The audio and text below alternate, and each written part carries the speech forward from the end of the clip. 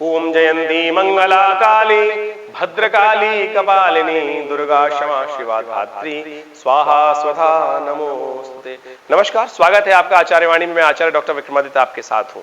मकर राशि वालों के लिए ग्रहों की गणना क्या क्या दिखा रही है, कैसा रहेगा समय उनके लिए। देखिए, ग्रहों की गणना विशेष तौर पर आपके लिए समय दिखा रही है पॉजिटिव, तो आपके लिए विशेष तौर पर लाभ की स्थिति बनती दिखाई दे रही है। ग्रहों की गणना इन जून के अंतिम विशेष तौर पर दिनों की हम बात करें तो समय आपके अनुकूल रहेगा। लाभ की स्थिति आपके लिए प्रशस्त रहती दिखाई दे रही है। कई इंपॉर्टेंट ग्रहों का परिवर्तन होने के योग दिखाई देते हैं।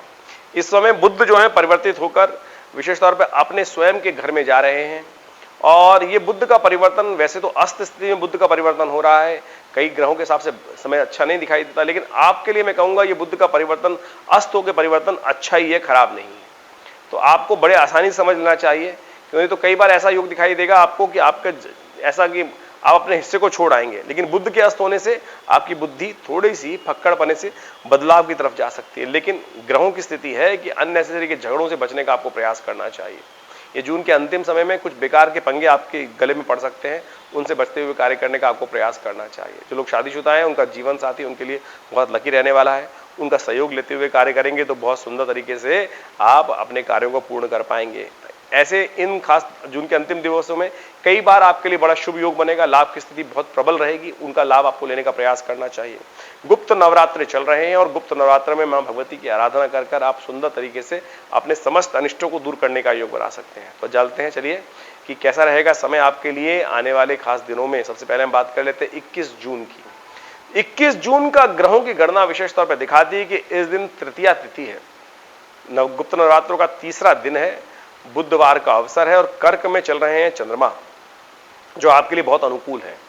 आपकी हिम्मत को जगाएंगे और विशेष तौर पर लाभ की स्थिति उत्पन्न कर सकते हैं, प्रभाव उत्पन्न कर सकते हैं पॉजिटिव। तो आपको विशेष तौर पर इस समय का लाभ लेने का प्रयास करना चाहिए। तृतीय दिवस मां चंद्रघंटा की आराधना करने का दिवस है गुप्त नवरात्रों में, तो कोशिश करें मां भगवती के मंदिर में जाकर लाल वस्त्र, शीशा, भगवान को लगाने वाली भगवती को सिंदूर इत्यादि वो अर्पित करें। आपकी मनोकामना सिद्धि का योग बन सकता है। समय आपके अनुकूल रहेगा, आप हिम्मत करके बहुत सारे कार्यों को कर सकते हैं। बस थोड़े से झगड़ों से बचें, बेकार के झगड़ों में, दूसरों के कामों में बेकार अपने पंगे ना लें, टांग ना अड़ाएं, इस बात का ध्यान रखते हुए कार्य करें। हम बात कर लेते हैं 22 जून की। देखिए, 22 जून को ग्रहों की गणना दिखा रही है कि सबसे पहले पंचांग को समझने, बृहस्पतिवार का अवसर, चतुर्थी तिथि, मासिक गणेश चतुर्थी, और इस दिन भद्रा है शाम के 5:28 तक। तो नया कार्य आरंभ करने के लिए दिन तो किसी प्रकार भी अच्छा नहीं दिखाई देता। रिक्ता तिथि चतुर्थी, गणेश चतुर्थी भी साथ साथ और उसमें भद्रा भी विद्यमान, तो बिल्कुल कोई नया कार्य आरंभ ना करें, इस बात से बचते हुए कार्य करने का आपको प्रयास करना चाहिए। हाँ, ग्रहों की गणना विशेष तौर पर यह जरूर दिखा रही है कि आपकी हिम्मत अच्छी रहेगी, लेकिन आपको हम यही हिदायत देंगे कि आपकी हिम्मत अच्छी है, लेकिन अपने कार्यों में ज्यादा दिमाग लगाने का प्रयास करें। दूसरों के कार्यों को सुलझाने की तरफ दिमाग ना दें। हो सकता है कि दूसरे के लोग आए, भाई मेरा ये काम करवा दो, ऐसा हो जाओ, दूसरों के कार्यों में नहीं, अपने कार्यों में इस ग्रह के शुभ योग का लाभ उठाने का आपको प्रयास करना चाहिए, तो आपके लिए अच्छा रहेगा। भगवान गणेश का ध्यान करें, गणेश के द्वादश नाम है, उनका ध्यान देते हुए उनको विशेष तौर पर पीले पुष्प अर्पित करें, बिलपत्र अर्पित करें, आपके लिए सुंदर योग बनेगा। बृहस्पतिवार का दिवस है, केले का पूजन करना, केले का दान करना, ब्राह्मणों की सेवा करना, ये सबसे सुंदर उपाय है। और साथ साथ चतुर्थी भी है, नवरात्र का चतुर्थ दिवस है गुप्त नवरात्र का, मां कुष्मांडा का ध्यान करने का अवसर है। पेठे का पूजन कर कर भगवती को पेठे के मिठाई का भोग लगाएं, ये बड़ा सुंदर रहेगा, कष्टों को दूर करने वाला रहेगा, अज्ञानता को, अंधकार को दूर करने वाला रहेगा। 23 जून को ग्रहों की गणना दिखाती है कि पंचमी तिथि और शुक्रवार का अवसर, और जो नक्षत्र है वो विशेष तौर पर दिखाई दे रहा है कि मघा नक्षत्र उस दिन विद्यमान है। मघा नक्षत्र गणमूल नक्षत्र के अंतर्गत आता है। ऐसे में जो जातक जन्म लेंगे उनकी मूल शांति अवश्य कराइएगा, अन्यथा वो जातक अपने परिवार के लिए, अपने माँ बाप के लिए, स्वयं के लिए बहुत भारी होगा। ग्रह की गणना विशेष तौर पर दिखा रही है आपकी राशि के अनुसार से समय थोड़ा भारी दिखाई देता है। ग्रहों का परिवर्तन जो शाम के समय होगा वो खासतौर पर जो थोड़ा सा परिवर्तन जो जा रहा है वो आपको भारी कर सकता है, नुकसान करा सकता है, जेब पर भारी पड़ सकता है। इसलिए खर्च, आमदनी होने और धन जाने दोनों के योग दिखाई देते हैं। तो आमदनी आने के लिए तो अच्छा है, लेकिन खर्चों को रोकने का आपको प्रयास करना चाहिए, ये आपके लिए बहुत जरूरी बात है, अन्यथा समय भारी पड़ेगा। इस बात का ध्यान रखते हुए कार्य करें। सुंदर उपाय जो हम आपको समक्ष उपस्थित करने जा रहे हैं, मां भगवती, बच्चों को दूध का दान करें। स्कंद विशेष तौर पर ये जो तिथि है, मां विशेष तौर पर स्कंद माता की तिथि मानी जाती है, पंचमी तिथि, तो उस दिन बच्चों को खीर बनाकर खिलाना, दूध का दान करना सबसे सुंदर उपाय माना जाता है। गुप्त नवरात्र चल रहे हैं, हमने आश्रम पे बड़ा यज्ञ रखा हुआ है और उसमें आप भी सम्मिलित हो सकते हैं, अपनी आहुतियां दे सकते हैं, कल्याणकारी योग बन सकता है। 24 तारीख की यदि हम बात करें तो उस दिन शनिवार का अवसर है, षष्ठी तिथि है।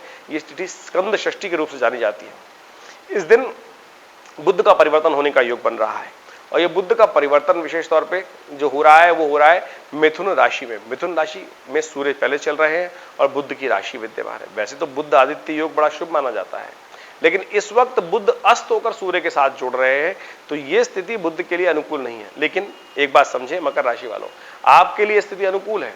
अगर बुध यहाँ उदय होकर रहते, शक्ति संपन्न होकर आते तो आपके धन जाने के योग बन जाते, लेकिन यहाँ पर हो सकता है कि आप जाते हुए धन को अंतिम समय में रोक लें।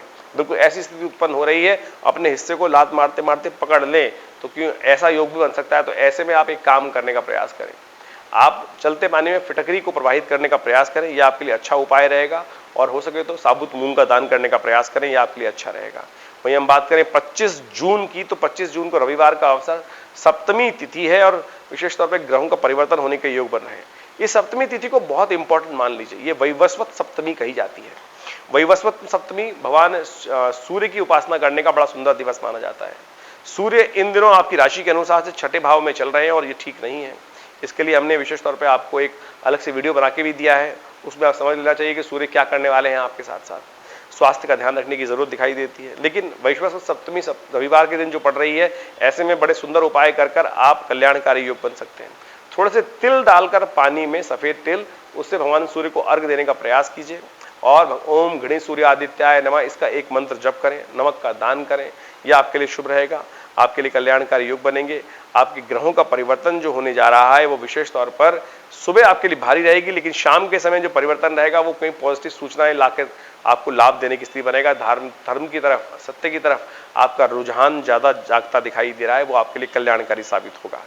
26 जून की यदि हम बात करें तो 26 जून को ग्रहों की गणना दिखाती है, बड़ी सुंदर तिथि है, इस दिन अष्टमी है, दुर्गा अष्टमी, गुप्त नवरात्र की अष्टमी। ये बड़ी कल्याणकारी, सोमवार का अवसर, भगवती शिव पार्वती का पूजन करने का बड़ा सुंदर तिथि, महागौरी की तिथि है, विशेष तौर पर दुर्गा अष्टमी है। तो ऐसे में विशेष तौर पर माँ भगवती का पूजन करें, कल्याणकारी योग बनेंगे, कष्टों को दूर करने के योग बनेंगे।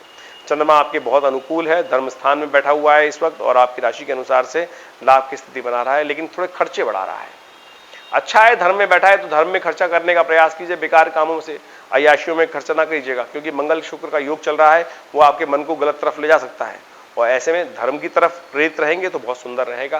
धर्म में थोड़ी आस्था जगाइए, धर्म कार्यों में धन खर्च करेंगे तो माँ भगवती का आशीर्वाद प्राप्त करने का कल जो दिवस है उसमें आपको भगवती का आशीर्वाद मिलेगा। पूजन में, माँ भगवती के यज्ञों में थोड़ा धन लगाने का प्रयास कीजिए, सदकर्म से लाभ प्राप्ति के योग बनेंगे।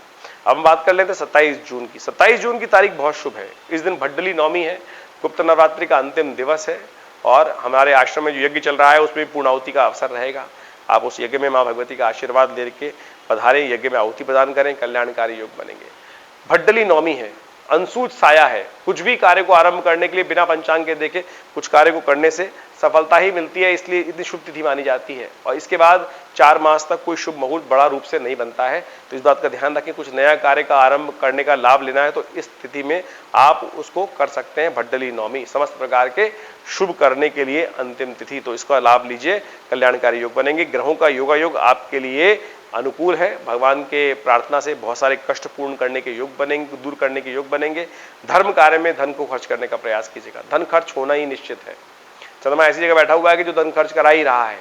आपके ग्रहों से ऐसा दिखाई दे रहा है कि अननेसरी खर्च होने के योग है, तो अच्छा है धर्म कर्म की तरफ पैसा लगेगा तो वो कल्याणकारी योग बनेंगे। दान दक्षिणा में, दान करने में धन को लगाने का प्रयास कीजिए। 28 जून को ग्रहों की गणना विशेष तौर पर दिखा रही है कि आपके लिए आशा दशमी बहुत शुभ स्थिति होती दिखाई दे रही है।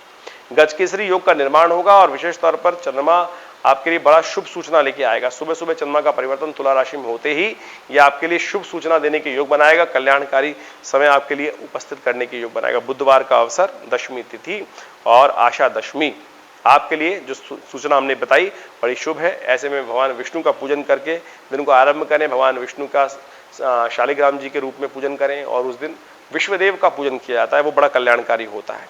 29 तारीख की हम बात करें तो 29 तारीख को देवशयनी एकादशी है। इस दिन भगवान विष्णु शेषशैया पर विश्राम करने जाते हैं और उस दिन भद्रा भी शाम को रहेगी। तो इस बात का ध्यान रखें। ग्रहों का योग आपके लिए लाभ की स्थिति बना रहा है, शुभ सूचना का आगमन करने की स्थिति बनती दिखाई दे रही है। तो आप पॉजिटिव काम करके बहुत बढ़िया तरीके से लाभ ले सकते हैं, लेकिन फिर भी थोड़ी हिम्मत को जगाने का प्रयास कीजिएगा।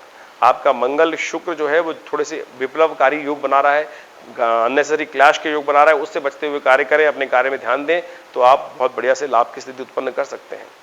ध्यान करें अब 30 तारीख के बारे में। 30 जून का ग्रहों की गणना है बड़ी विचित्र। मंगल है परिवर्तन की तरफ जा रहे हैं, मंगल ग्रह परिवर्तन का योग बनाएंगे। जो पिछले 50 दिनों से जो विशेष तौर पर कर्क राशि में चल रहे थे, बड़े कमजोर थे, वो भी परिवर्तन की तरफ जा रहे हैं, चंद्रमा भी परिवर्तन की तरफ जा रहे हैं। उनका जो मंगल का परिवर्तन है, मंगल शक्ति संपन्न होकर शनि के सामने आ जाएंगे, ये थोड़ा अनिष्टकारी है।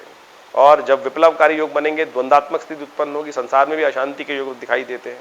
तो ऐसे में आप अपने मनोमस्तिष्क को शांत रखने का प्रयास करना चाहिए। चंद्रमा का परिवर्तन आपकी राशि में खर्चे करने वाला हो रहा है, लाभ की स्थिति बनेगी, खर्चे भी होने के योग बनेंगे। तो ऐसे में बैलेंस होकर काम करने की जरूरत है, विशेष तौर पर ध्यान रखने की जरूरत है। आपके ग्रह दिखाते हैं कि आपको महालक्ष्मी की आराधना करनी चाहिए, शिव के मंदिर में जाकर भगवान पर बिलपत्र अर्पित करने चाहिए, कष्ट दूर करने के योग बनेंगे, ग्रह आपके अनुकूल होंगे। धन्यवाद।